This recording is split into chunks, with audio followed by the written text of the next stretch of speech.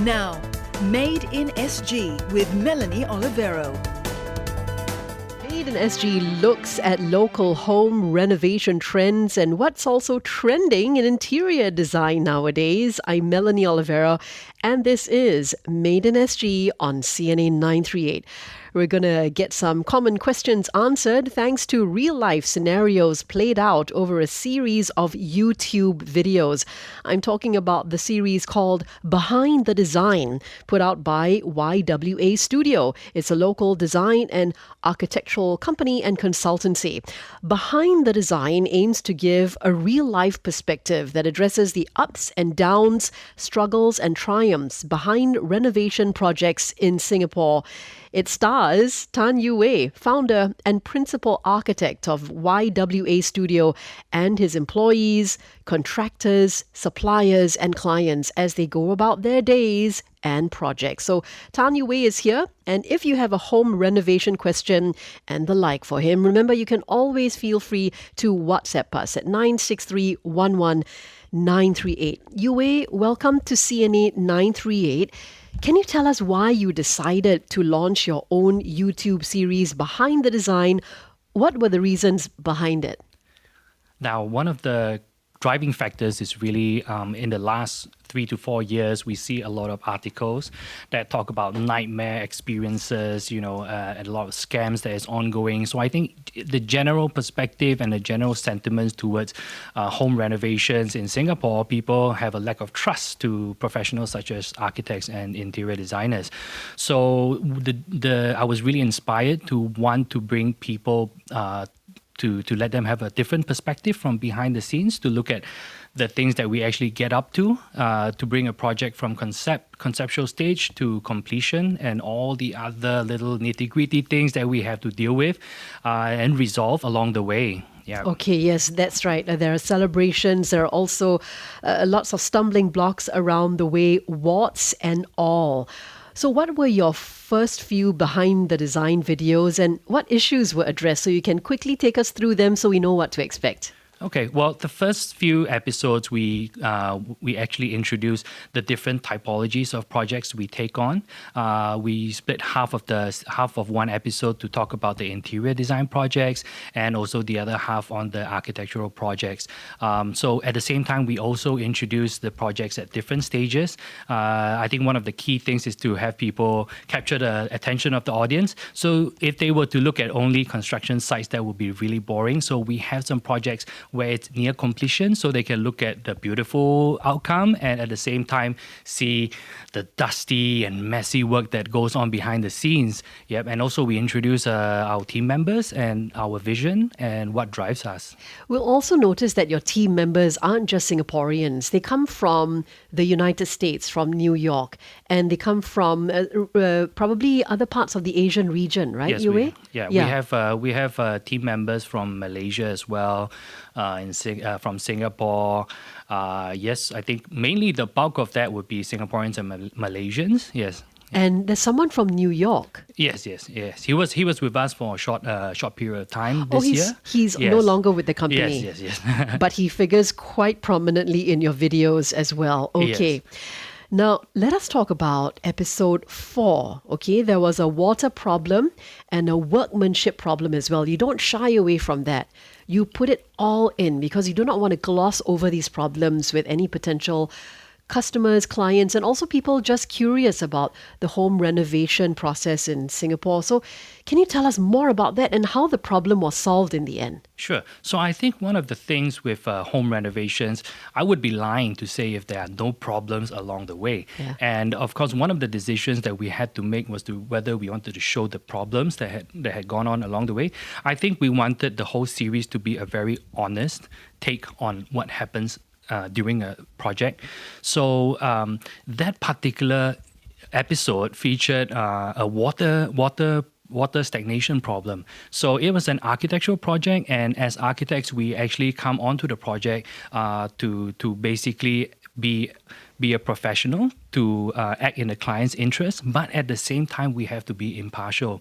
And this particular issue highlighted the fact that our drawings actually have to be very resolved. So the good thing was that our drawings had actually shown that we wanted to have a screed to fall. By that I mean that the surface had to have a certain angle because it was meant to be an outdoor space and the water had to flow outwards. Yeah. Now in the video, we showed us doing some color dye to see the flow of water, so that to show that we could identify that there was some stagnation. So we identified that there was some workmanship issue. Now, usually this would require the contractor to hack out that part and get it done properly because it was shown on the drawing. Had it not been shown on the drawing, then we have to be responsible for it. Now, with that being said, at the same time, we also have to sometimes play a mediation role in that sense, to stand in between. And what the solution we found was that the client didn't want extensive work to be carried out, and since they have moved in already, so ultimately they didn't mind enclosing that space. So the final outcome and solution was to introduce windows in that area so that water doesn't fall into that area and doesn't get stagnant over there. So that was an amicable solution that everybody walked off happily with. Because the moment the word hack or hacking was said, everyone's face changed. No one wants to hack. Yes, certainly. Yes, even my face changed because I would then have to worry about whether the family gets disturbed or anything. I think very importantly, we have to care for our clients. Yes, indeed. They definitely are first and foremost in your mind. And you did mention at one point, you have to, your daily happy problems, practically daily, would be to look after the expectations of your clients and the well-being of your staff and the partners that come into this formula, like the contractors, the people you work with, the suppliers. So you have to juggle a lot of balls every day, every week. Yes, yeah. I would say that is definitely part of our day-to-day routine. We have to juggle a lot of things that is ongoing. So I think my mind has to be segmented into different areas and things going on at the same time. It's not an easy task, but I think years on into the profession, we get used to it. Yeah, you're a natural leader, I notice, Yue Wei. I try to be. That's definitely what comes across in the video. How have people been responding to the series so far? What questions or comments have they been leaving behind? So I think the comments that we have, in fact, some of my friends or even some industry partners, they have messaged me some constructive comments. And I think we want to take that in our stride and have a better season 2, by end of the year. So some of the comments were to say that, they wanted to see more of the design concept, more of the discussions that's ongoing from ideation, how do we want to resolve and study different options until the final outcome of it. And I think because we really dive right into the video, this is like a pilot project that we had no idea what we were getting into, but we went right into it. So a lot of the things that were filmed was along the same timeline where the episodes were coming out. I think a lot of series that feature the same kind of reality documentary angle, they are filmed maybe a full year ahead, and then after that they are compressed to make the episode more interesting. So yes, I think that's what we are doing now. We are doing that, and we are taking in all the comments that have come along the way, and hopefully season 2 will be a much more amazing one. When will season 2 roughly be premiering? We are targeting around September to start season 2, to launch season 2. September 2024, yeah? This year, yes. Okay, are you going to have a new look? Because right now you've got some nicely gelled hair, you've got your goatee, you've got your mustache. Are you going to change your look for the next season, like some hosts do? I think that would be extremely challenging because bulk of the time I am dressed on a day-to-day basis in a way that I can be in the office to meet clients. And then the second half of the day, perhaps I would have to rush down to site where it's scorching hot, how hot Singapore is and how humid it is. So I think I will appear as such most of the time. But today is a special day because I'm seeing you today, so I'm styling myself up. Actually, you look very presentable in all videos. Even in the hot sun, I've seen the hair still remains very much in place. Quite. You're very well groomed, actually. Thank you. So you really have to look good whenever that camera is switched on. And now that you've got people following you, filming you, you got to bear that in mind as well, because your image is your brand also. So that's very important. Let's say, Yue, someone is renovating parts of their home for the first time. what is the checklist of questions they must ask the renovation professional? Okay, I would say if we're going along the angles of selecting the renovation professional, as with even buying a product, handphone or something, you would want to do a background search on which one is better. So what more when it comes to home renovation, such an important project? So I would say, first of all, do a bit of research on the contractor's background, and at the same time, see what kind of projects they have done before. We can ask them to show it to us. And in fact, if they have any projects that are ongoing at the same time, to bring us down to have a look at what they have done, whether the workmanship is good, whether the quality is good. And you might bump into the homeowner of the house that's being renovated and ask them if it is on schedule. Of course, at the same time, I think you could also ask for their financials. I think this is very important. Really? Because, yes, when it comes to architectural projects, some homeowners will say, will request for the financials of the contracting firms, because there are times where, when a contractor come in, when we call for tender, and you have a few that is extremely low, some people might be overjoyed by that, but that could be a telltale sign of a problem, because it could mean that they are perhaps in financial issues and they just need the project to keep the cash flow going. So these are things that we have to look out for. So you can see, I'd like to look at your financials, and they're most of the time obliged to say, sure. Yes, I would say most of the contractors would be happy to do that. Of course, this is up to their own discretion. They could always decide not to show it and abandon the opportunity, but it would be a good step to take. Because let's say if things go south, what is the worst that can possibly happen, Yue? So when it comes to, let's say, architectural renovation projects, we always have contracts in place. So I would always recommend a proper contract where it is stage payment. They make progress claims along the way, so you don't pay a big sum up front and you are protected in that sense. And at the same time, we also have liquidated damages. If they don't complete the project on time, they have to compensate for the delay.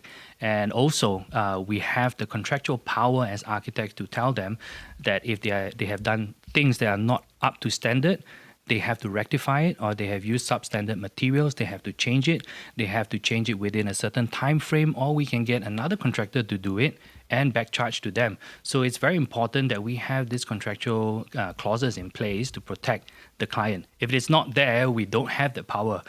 We're not Superman, so we still need contractual powers, yes. Okay.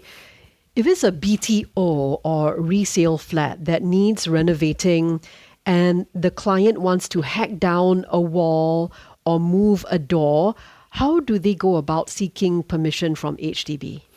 Okay, pertaining to HDB projects, it is very important that you look for someone who is a HDB registered contractor. That's right. Yes, without that, they are actually not allowed to carry out works within HDB premises or HDB buildings. So just make sure that they have been registered with HDB. Otherwise, if you're talking to someone, you like what they're doing as in terms of design, perhaps you could engage them as a designer and then look for another contractor that is HDB registered. Yes. That's another thing to add to our checklist, yeah? Yes, definitely. Okay. And tell us about the trending interior design styles that Singaporeans typically like right now. At one point, it was the industrial look. That one is already 10 years of industrial looks that we've been exposed to. And others want the minimalist Zen style. What else has been trending that you want to call to our attention, Yue? I would say, in terms of my observation, I think the three trends that I'm seeing right now, one would be quiet luxury. They want luxury, but they don't want to be blatantly shouting in your face that we're trying to go luxury. So perhaps, in terms of marble finishes, some little touches of that, some very fine brass details, etc., or even leather wrap cabinet doors. These are the little details, but they don't want a large splash of gold finishes all over. So I think that is a good direction that people are heading in.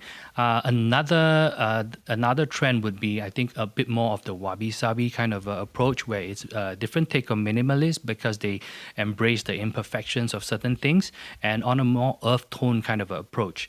Another thing that I'm kind of excited about is that there's the maximalist kind of approach coming back. Yes. Yes, loud colors and some pretty eclectic at times. So I would say, but all in all, my opinion is that these are just trends. It's good to know, but for a home, it is very important that it is a representation of your personality and how you function with your family. That is, in all essence, the more timeless way to look at things. That's right. So go with what you're comfortable with, even if it's maximalist and it looks completely to others gaudy and too colorful, but that's what you want, what? Yes. So I would say be comfortable with, it's your home. So just stick to what you want. And I think if your friends can come over, they will appreciate it because they're here for, just to visit you for a while and hang out and they'll leave. But ultimately, you are the one who is going to enjoy that space for the longest period of time. And the designer will be able to tell you, hey, don't put too much here. You want a maximalist design. This is how I would advise you should do it, and not just throw this all into one corner, so you can refine these wants for them. Yes, I think for a good designer who has experience and also sort of like a global view on things, they would be able to tell the clients there's a lot of wants and needs. When people come to us, they have a lot of things in their mind. Yeah. So I would say that a good designer will be able to sit them down, filter things out, and advise where to prioritize on certain design items and where to simplify certain things. Yes. Yes, filter things out is very important. The most unusual request that a client wanted, Yue Wei, like for example, I've seen this, a Star Wars themed home or living room. Yes. So I would say themed rooms are not something new. I think even for myself, I wouldn't mind a Star Wars themed room. And I know a few other friends who would love that as well. I would say the most out of this world little request would be to have a bathtub shifted to the bedroom and right next to the balcony, Okay. Looking over the ocean. Sure. So that was one. And another one that topped the charts for me was a full mirror in the shower. Yes, but How I wouldn't go lovely. into details about that. Yue Wei, when it comes to the bomb shelter, what design ideas do clients usually have or ask of you and your team?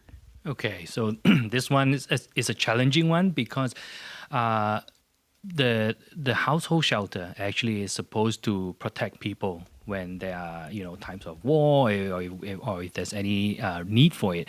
Now, you have to be able to use the space. So technically what you put in there, you have to be able to remove in a short period of time to actually use the space. But back to your question, I think the requests that we have commonly received are perhaps wine cellar, or Okay. maybe even for the helper to stay in, and storage space. I think these are the three top requests that we receive most of the time. Yes. So when it comes to the helper staying in there, because this is a windowless room, how do you make it comfortable as possible for the helper? I think very importantly, it is to encourage air circulation into the space. It Yeah. is definitely not ideal, and I would recommend against it. Better use of it for a wine cellar or a storage space. But if someone really has to do it for a short-term period of time, just to tide through, perhaps if another space is being used or a relative is visiting, then make sure the air circulation is good and comfortable. Because Singapore can get really hot. Yeah, but you wouldn't advise it ordinarily, yeah? Definitely would not. All right. And with the wine cellar, like you said, should an incident occur, these wine bottles have to be stored in a way that they can be easily removed, and for the bomb shelter to work the way it's supposed to work. Yes. So anything that goes into the bomb shelter, household shelter, should be easily removed within a short period of time. Yeah. Yes. Okay, short turnaround time for the removal. Hey, Yue, can you tell us about the tech tools and apps that help you deliver better to customers or communicate with contractors, carpenters, suppliers? Because I saw episode 5, you downloaded an app to take pictures of post-renovation faults and then send that PDF to the concerned parties. Was it an in-house app or did you download something? It was something that I downloaded. In fact, I downloaded almost 12 different versions to ultimately find one that could suit my needs. I think very importantly, there are not a lot of apps that are developed for this purpose, so we need to source for whatever is available. So traditionally, what we would do is to take photos on our phones or even further back on digital cameras and then bring it back to the computer, load it up, put it in an Excel sheet, and then send it out. Now, that takes a lot of time. So what you saw in the episode was cutting down the amount of time and on the spot, we're able to do it, key in some notes. It helps in a sense that you are fresh to whatever has just happened. Instead of going back to the office, you might miss out a few things. And it's very difficult to take notes on site. So with the mobile phone, I think it's great because it helps us be more mobile, as what it is said to be. Yes, and also communications to the contractors, etc. I think one thing that you will notice me having is always having a stylus. Whether it's iPad or even a phone with a stylus, that's just one of the things that I must have because I work on the go. Anytime there's a problem that comes in, I have to sketch up a solution and send it out.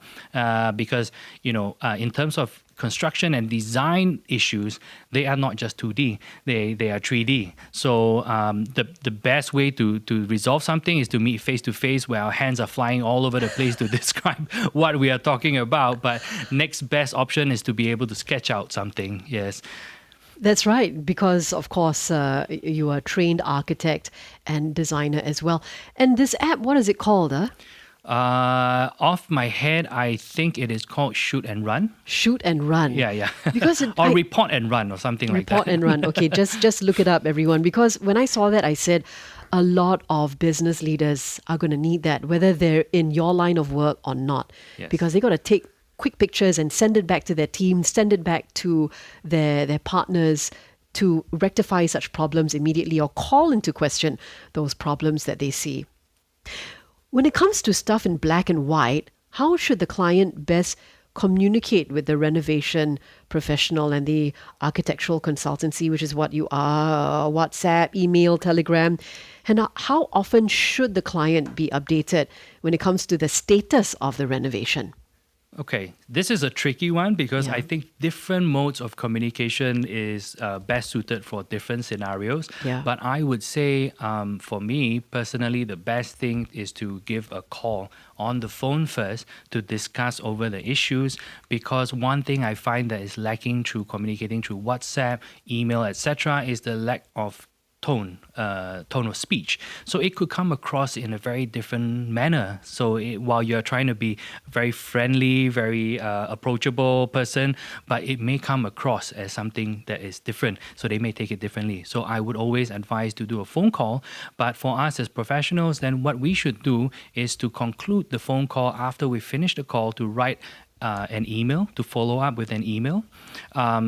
Further to that, I think WhatsApp messages are great on the go. But the downside on that is that we're all human. So ideas are all over the place. They bounce around very quickly. And imagine two humans communicating that way. I would say an email, if you have a whole list of complex issues that you want to highlight to your designer, I would say it is good to sit down and type an email. Because WhatsApp, and messages, they just shoot and fly out very quickly. But an email allows you to be in a setting where you are seated, you have typed out all the thoughts that you have, reorganize them, and then think it through and then send it out. So I think it applies to different scenarios. And in terms of updating the clients, I think that it depends on which stage the project is at. But general rule of thumb, I like to update the clients on a weekly basis because daily is just too much. You'll be sending photos all the time and they don't look like it's making any progress. But at the early onset of the project, perhaps when demolition is happening, there's not a lot to report. You could do once every 2 weeks. And then midway through the project, perhaps once a week.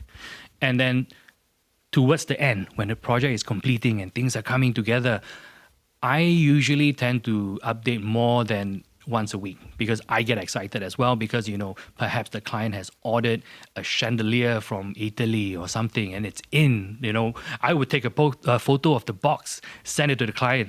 And then 2 days later, when it's up on the ceiling, I'll take a photo again and send it to the client. So I share the same level of excitement with the client. So generally, rule of thumb, 1 week, but towards the start and the end, it could intensify or lax a little bit. So I think that would be a good way to follow through the project. Yep. Okay, sound advice there. Yue Wei, let's talk more about you. Your father, the late Tan Yue Wei, was the founder of TEP Consultants, said to be one of Singapore's pioneering civil and structural engineering firms. He passed away in 2021. He achieved a lot, not just for his company, but for Singapore. I've seen pictures of him with former Prime Minister Lee Kuan Yew. How did he inspire you to make design and architecture your career? Or was it in your DNA all along? Now, I think in terms of design and being on a creative side, that has always been in my DNA. I would suppose as far back as I can remember, even in primary school, secondary school, I would be doodling and sketching, modeling things. It didn't really quite cross my mind at the early stage, but definitely while growing up, I was exposed to the built industry all the way. My dad would talk about his projects whenever we're driving around. Anywhere, he would just point and say, oh, I finished this building in this year and that year, etc., sometimes even overseas. So definitely I had great exposure there, and I would attend industry events with him as well. It didn't cross my mind until my sister actually brought it up to say, he likes design so much and, Dad is in the build industry. Why don't you consider architecture? So she bought me 2 architectural books to look through. And I thought, hey, I could really love this. So there was no turning back from there, and I took it on. Definitely, I think my dad is a great source of inspiration for me in the way he handles things. I think growing up, I'm able to observe because a lot of people know him as perhaps a lecturer, a professional, but I know him behind closed doors, and I see the troubles that he go through. It is a stressful profession, but he has never faltered in wanting to deliver something that is ethical, and he's always asking himself what is the right thing to do. And these are the pointers that I take inspiration from, So yes, I would say that he has always been my hero, and I always look up to him, and I will definitely strive to make him proud. Yes, because there's one point in one of your videos where you're showing all the awards he's received over the decades. And then at one point, you say, I wish that I could achieve as much as he did, because in a sense you felt that you were living in his shadow. But even though you are your own man and you acknowledge this, but there's still always those thoughts at the back of your mind. Do you still feel that way? I think the part of living in his shadow is something that I have kind of overcome, in the sense that I'm an architect and he's an engineer. I think it's also different times, but definitely one strong driving force behind it all is also for me to want to make him proud of whatever I'm doing, whether it is in project scale or whatsoever. But I think that is not too important. But importantly is to carry myself ethically, do the right things, and make sure that I always give my best. Yes. And you can see that with your videos. So speaking of videos, let's say a small business wants to start posting videos like your series Behind the Design, with the founder and trusted colleagues presenting these videos behind the scenes, what have you. But this must be well filmed and professionally framed for social media. It's not good enough to just ask one of the executives to film you with a smartphone, because that may look unprofessional and amateurly done. So what person must be tasked to do all this media stuff? I think, well, definitely because I'm not in the media profession, but I think I managed to have the opportunity to, since we want to embark on this journey, I started to look for somebody suitable to take on this task. We actually have Faris, who is the person behind the camera. You don't see him in the series, but he is, one of the heroes of the whole series. So he actually majored in film. So he's trained to do these things, but definitely because I think on our website in some of the videos that we showcase some of our projects in the earlier stages when Faris wasn't on board, a lot of them were filmed and edited by me myself. So I would say that in this era of digital technology where there's a lot of information on YouTube, as long as you have the drive, you have the resourcefulness to look out for the information, you could kind of train yourself. It's going to take more time, but the best choice is to get somebody who is already professionally trained with it. Yep. Because Faris also does the post-production work, I'm assuming. Yes, he does that. So he is that one person that films, does the audio, does the editing. Yeah, huge props to him. Yeah, huge props, I also say. So apart from expanding your video series, Yue Wei, how else do you plan to market your brand, spread more awareness? So apart from this series, we have actually just kickstarted another short series that is called Landed Homes 101. Yes. So that actually focuses on frequently asked questions on landed homes. So what I always receive from potential clients or even real estate agents is whether this could be done to this house, that could be done to that house. And I realize there's a lot of questions such as these, and I think that's where it inspired me to start a series just to tackle these little questions, and I made it short and sweet so that it's palatable for people to watch. But apart from that, more importantly, I think we don't want to lose focus on the fact that we are a professional consultancy. So while all this filming and etc., it is fun. It is a side project that we are embarking on.